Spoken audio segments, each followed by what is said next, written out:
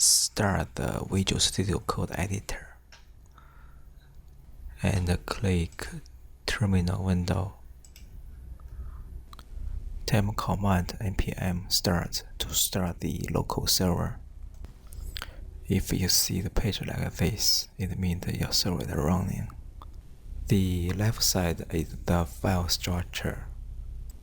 We will work on the src folder most of the time. Create a new folder named Components under src folder.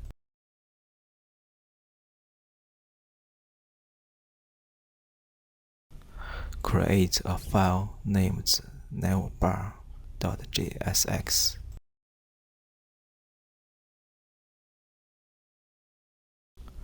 JSX is a syntax extension to JavaScript. It allows us to write HTML in React. Here is the fun part. We already installed React.js code snippet extension. Type RCC, then press Tab key. It will automatically create React class component skeleton. Next, we type some HTML code between the div tags.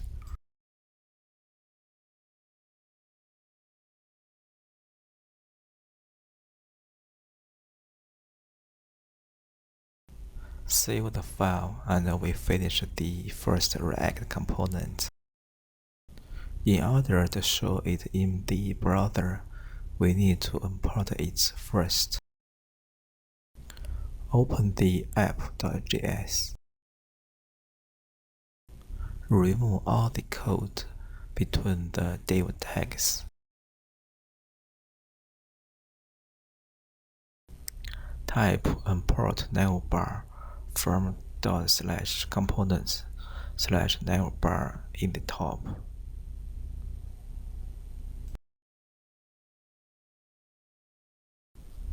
Enter some HTML code as the following. Save the file and check in browser. There is something I like to point it out. In recent years, React development team encourages people to write functional components rather than class component, because it's much easier to read and test.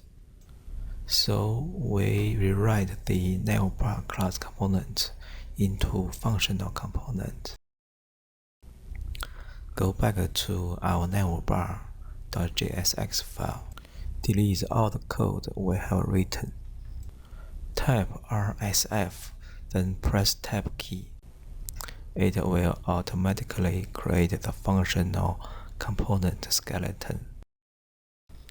Type the HTML code again.